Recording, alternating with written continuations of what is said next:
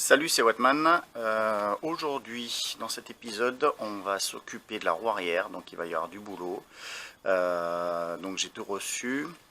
Donc là, je fais la petite présentation après coup, parce que j'ai un petit peu amélioré la caméra, mais j'attends quand même mon nouveau matériel au cas où. Donc malheureusement, vous verrez une vidéo qui n'est pas encore super au niveau qualité. Qu'est-ce que je vais faire? Je vais m'occuper du réservoir, je vais m'occuper du montage de la fourche, mais en rapide parce qu'on repassera ça nickel au moment du montage définitif. Et puis pour ceux qui attendaient ça, parce que je crois que j'ai une demande pour ça, comment ça s'appelle, le joint de couvre-culasse du moteur. Donc c'est parti, on va s'occuper de ça. J'ai une bonne nouvelle, j'ai reçu mes roues et la fourche et puis quelques autres pièces. Donc on va déballer tout ça ensemble, si ça vous dit. Allez, c'est parti. C'est parti.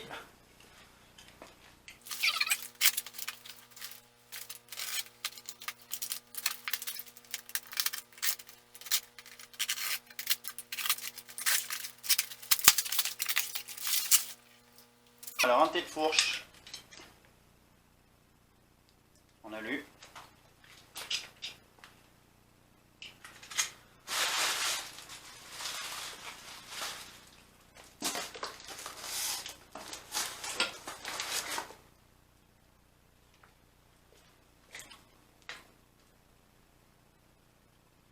Il est sympa, il est beau.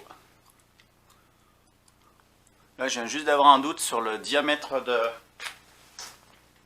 des tubes de fourche.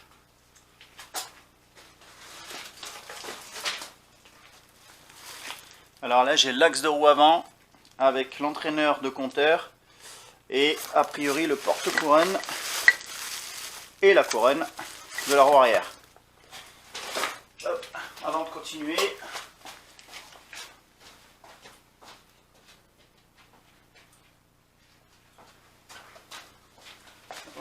on va vérifier un truc.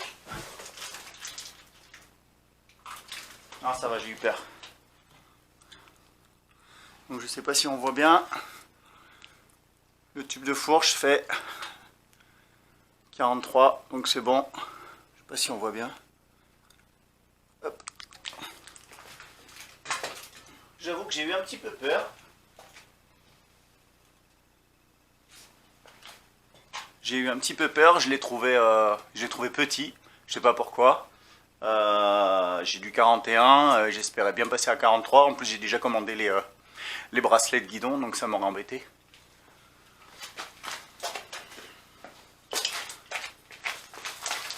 Donc ça, c'est les tubes de fourche, il y a des grandes chances.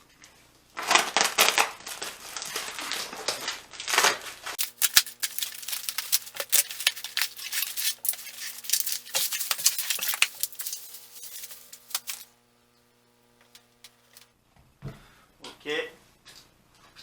Donc il avait dit qu'ils étaient récents. Ça va, rien à dire. Ça a l'air d'être bon.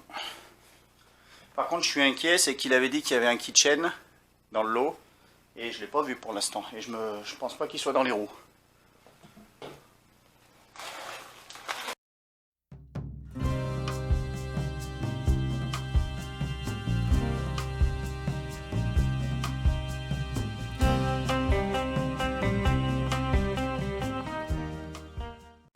Alors, la roue avant. Ouais. Bon, il avait dit que les disques étaient neufs, ils sont pas neufs. Mais bon. Ça fera le taf.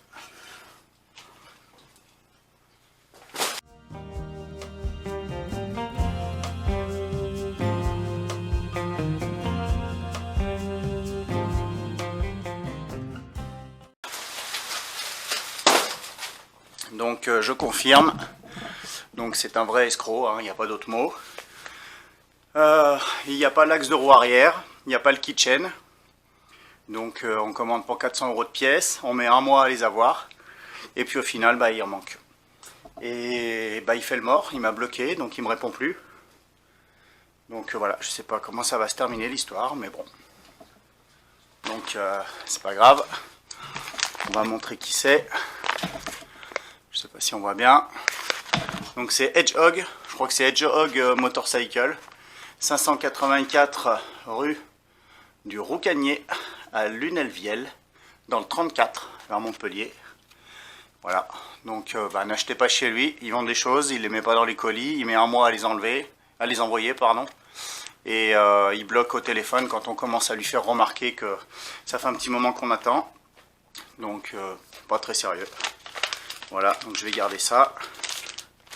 Et puis voilà. Bien, on est de retour sur la moto. Qu'est-ce que j'ai fait?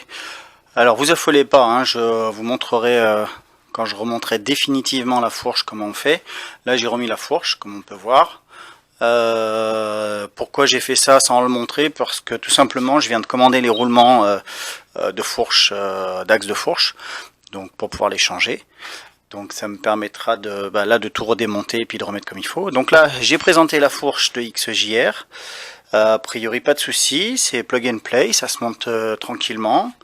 Faudra peut-être juste que j'enlève un tout petit peu de matière dessous à ce niveau là, parce que en butée j'ai le T de fourche qui vient toucher avant la butée de direction, donc il va falloir que je modifie à ce niveau là. Ensuite j'ai monté vite fait l'étrier R1, tout tombe en face, tout est impeccable, donc il n'y a pas de souci, donc on sera bien. Et j'ai mis les guidons, comme on peut le voir, les petits guidons bracelets. Alors là, hop, je m'installe dessus. Et ce qui se passe, c'est que il va falloir que je modifie. Donc j'ai monté le compteur XJR, comme on peut voir. Et ce qui se passe, voilà, c'est que là, ça touche. Et là, ça touche. Et on n'est pas encore en butée. Mais on n'est pas loin de la butée. Vraiment, vraiment pas loin. Je sais pas si on voit. Voilà. Donc ce que je vais faire, c'est que je vais démonter la bulle et les pattes que j'ai faites hier, et je vais les faire un tout petit peu plus longues, mais vraiment pas beaucoup. De toute manière, je sais pas si on voit, j'avais fait des repères sur le cadre pour montrer là où le carénage devait s'arrêter, et en fait je suis à peu près 1,5 cm trop en arrière, donc je vais rallonger mes pattes de 1,5 cm. Je pense que ça va me donner assez de gap pour pouvoir tourner mon compteur sans que ça vienne frotter la bulle, sans que ça l'abîme et sans que ça abîme le compteur, et je pense que ça rendra pas trop mal. Ensuite qu'est-ce que j'ai fait? J'ai posé la roue arrière. Alors là c'était tout bête, j'ai mis l'axe. Donc j'ai de la chance puisque le vendeur n'a pas mis l'axe de roue arrière, mais j'ai pu récupérer le mien. Donc il est complètement compatible, donc j'ai de la chance. Donc ça c'est bon. Par contre, des petites surprises. Donc là on a des jetons, un petit coup, un petit coup, un petit coup. Donc ça montre le grand professionnalisme de Hedgehog Motorcycle. Un jeton. Donc ça doit être en démontant le pneu. Donc apparemment, c'est grand professionnel là-bas, ils savent bien démonter les pneus sans abîmer les jantes. Et surtout, je sais pas si on voit bien, c'est ici, là, il y a un gros jeton. La roue, carrément, la jante est déformée. Donc je vais la faire tourner. Je pense qu'on devrait voir. Je pense qu'on voit bien à ce niveau-là. Tac. Je vais le faire tourner plus vite.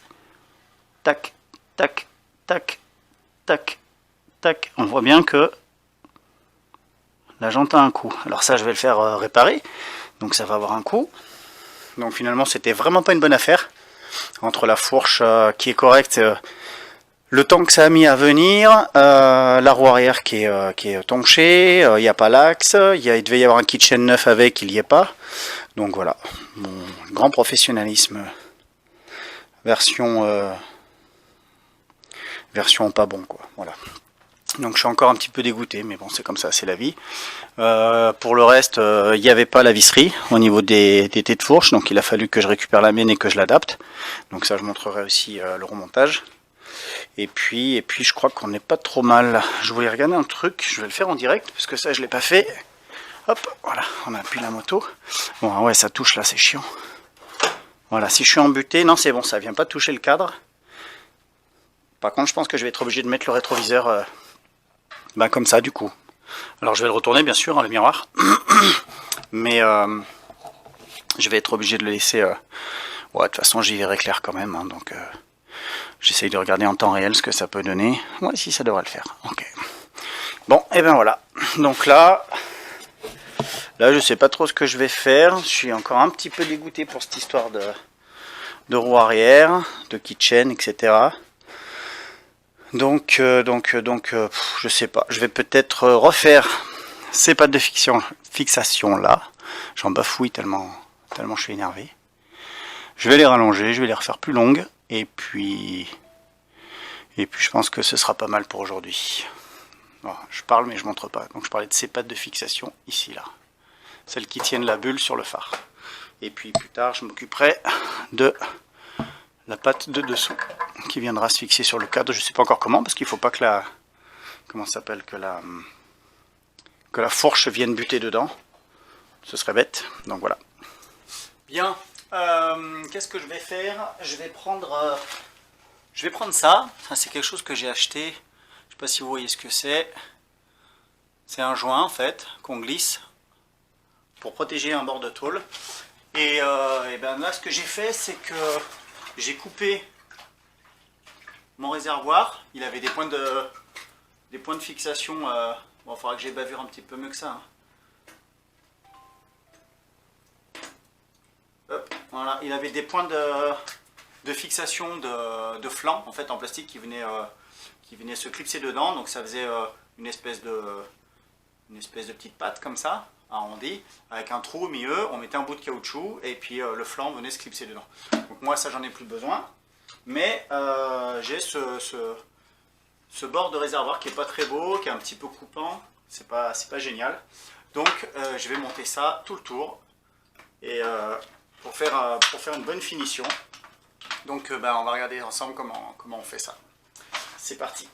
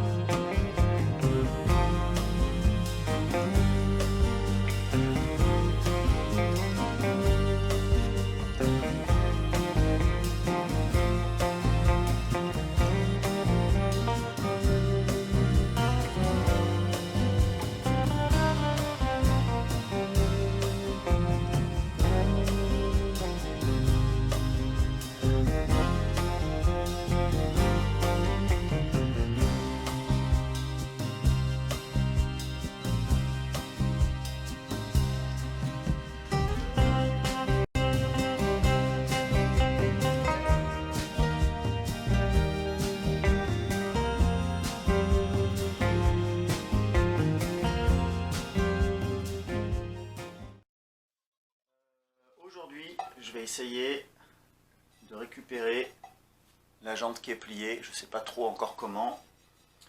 Je vais déjà regarder le mal qu'il y a.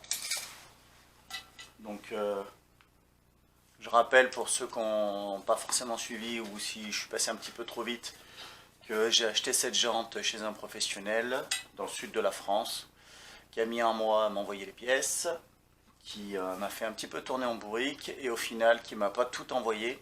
Donc là j'ai une procédure en cours en ce moment, qui m'a pas tout envoyé et en plus de ça qui m'a envoyé une jante arrière qui est voilée, tordue. Donc là je vais regarder le mal qu'il y a.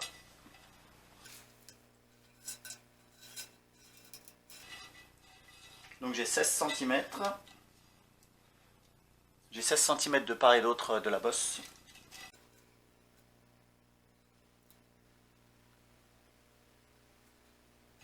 Et j'ai 16,3 cm à l'endroit le plus large. Alors c'est pas ouf, mais je pense que ça se voit quand même. Ça se voit quand même. Donc je vais sortir la roue et puis je vais voir comment je fais. Sûrement je vais la chauffer un petit peu, pas trop pour pas l'endommager. Et puis peut-être essayer de la rappuyer à la presse. On va essayer ça de toute façon, foutu pour foutu. Hein. C'est parti.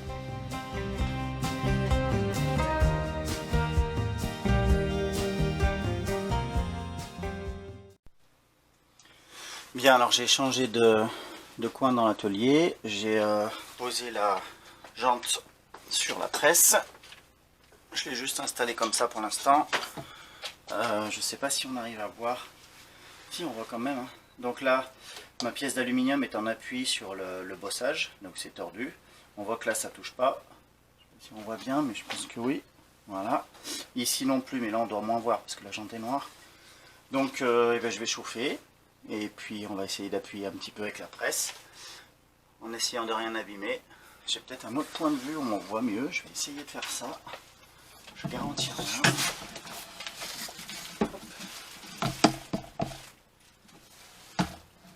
Si on arrive à voir.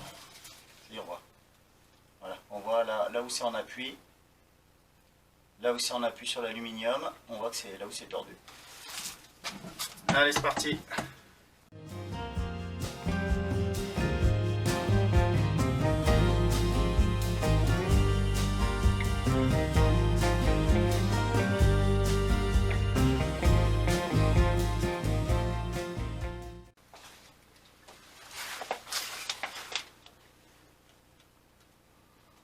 Bien, alors là, je ne sais pas si on voit, mais toute ma cale en aluminium repose sur la jante, mais vraiment tout le long.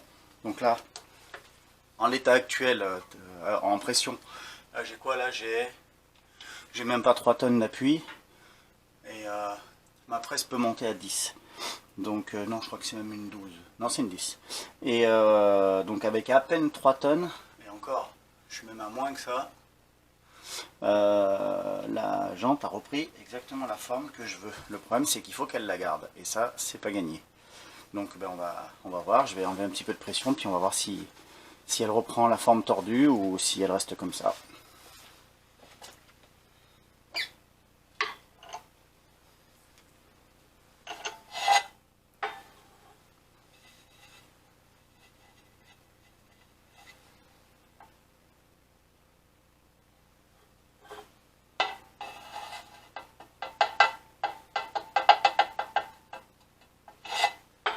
Donc il reste encore un petit peu, pas beaucoup mais un petit peu. Donc je vais essayer autre chose mais je suis pas sûr d'y arriver. Non, ça c'est trop. Voilà, donc j'ai changé ma cale, je sais pas si on voit. J'en ai mis une plus étroite. Là j'ai juste posé, hein, j'ai pas encore mis de pression. Je vais chauffer et puis on va voir.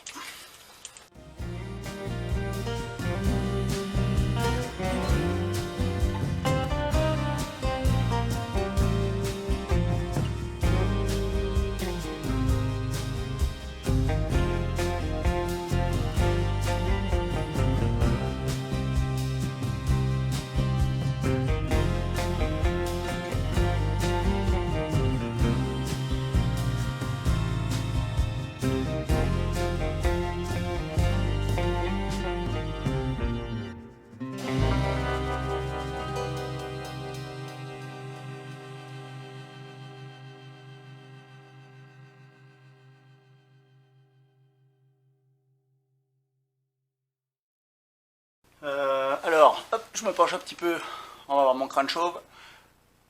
J'ai remonté la roue sur la moto, donc j'ai laissé refroidir la jante parce que je l'avais chauffée. En même temps, je vous dis ça, mais c'était il y a quelques secondes, alors que moi, ça fait déjà plusieurs dizaines de minutes. J'ai le sourire. J'ai le sourire. A priori, la jante est sauvée. Donc là, je l'ai fait tourner vite fait pour regarder. J'ai toujours un tout petit peu de déformation, mais à l'inverse, donc j'en ai fait un tout petit peu trop. Mais au lieu de sortir de à peu près 3 mm, je crois qu'on avait dit, 3 mm, là, elle rentre de 0,5 mm à l'endroit le plus creux. Donc ça ne devrait pas poser de problème. Juste les petits endroits comme ça, alors je pense pas que ça se voit à la caméra. Si, ça se voit. Ici, là, on voit à l'intérieur, il y a un petit coup sur la jante. Il y en a un autre ici et un autre ici. Donc ça, il faudra que je ponce, voilà, que je le rende bien lisse pour la surface d'appui du pneu, pour être bien sûr que ce soit étanche. Et puis je pense qu'on sera pas mal. Donc on va regarder ça vite fait. Donc je pense qu'on peut voir. Ça c'est mon angle là. Et en fait l'endroit qui rentre un tout petit peu, c'est là. On voit une très légère déformation. Et en fait, elle rentre sur 2 points. En exagérant, elle fait comme ça, comme ça. Mais c'est vraiment sur 0,5 mm. Donc là, je le vois parce que ça tourne vite. Mais par contre, le plus important, c'est au niveau de la hauteur. Je voudrais pas que ma jante, elle fasse ça, comme ça. Donc c'est plutôt pas mal.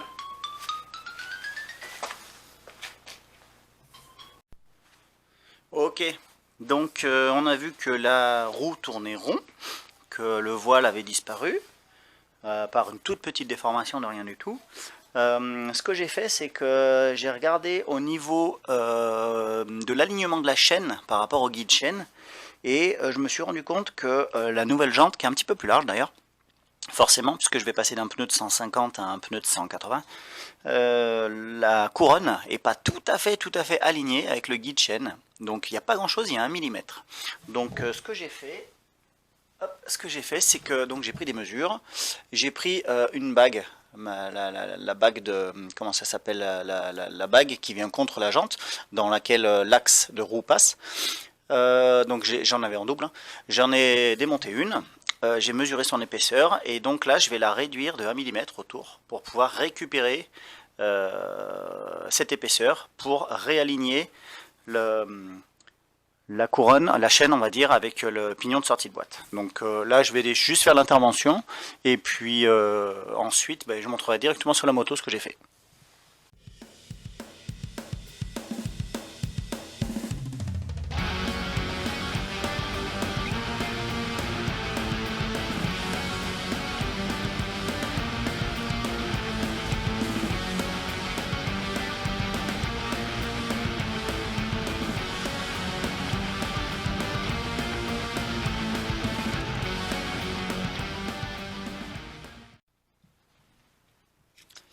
Alors, on est de retour. Donc là, j'ai mis la lentille macro. Je suis content, je fais des expériences. Donc ça, c'est une bague. Je ne sais pas si je suis... Ah, voilà. C'est une bague d'origine non modifiée. D'accord. Et ça, c'est celle que je viens de faire. Voilà, qui n'est pas tout à fait nettoyée, mais bon, ça va. Pour faire ce qu'on a à faire, c'est bon. Donc, celle d'origine. Hop, on va essayer de faire ça dans le bon sens.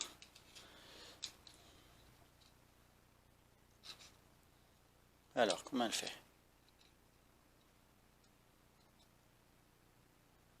Elle fait 13 mm. Ça, c'est celle d'origine. Je ne sais pas si on arrive à bien voir. Ok. 13 mm. Hop, je la pose à côté. Et la nouvelle, hop, elle fait...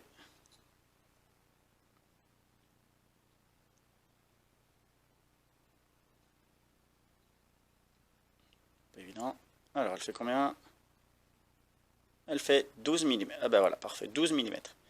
Donc, j'ai bien gagné mon millimètre d'épaisseur. Donc, je suis content. Alors, ça, on a dit que c'était la nouvelle. Ça, c'est l'ancienne. Donc, je ne sais pas si on arrive bien à voir. On voit de combien elle dépasse. Ok. La nouvelle.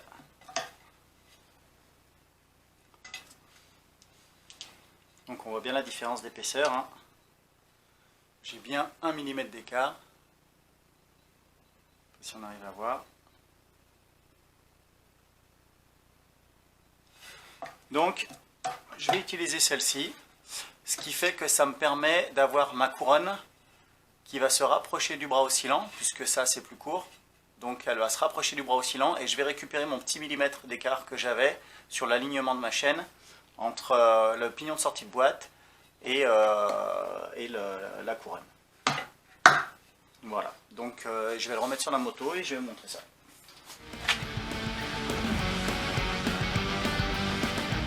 Voilà. Donc l'idée c'est quoi? L'idée c'est d'avoir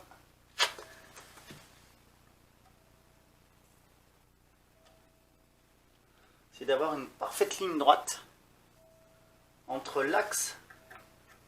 Ce qui est bien, c'est qu'il est marqué, on voit qu'il est un petit peu usé.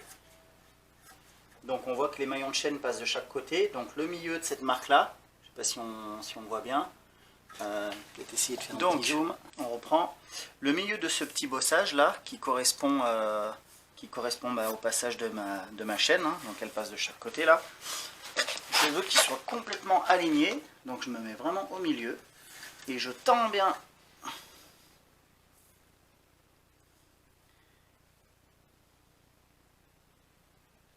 Voilà, et je veux qu'il soit aligné avec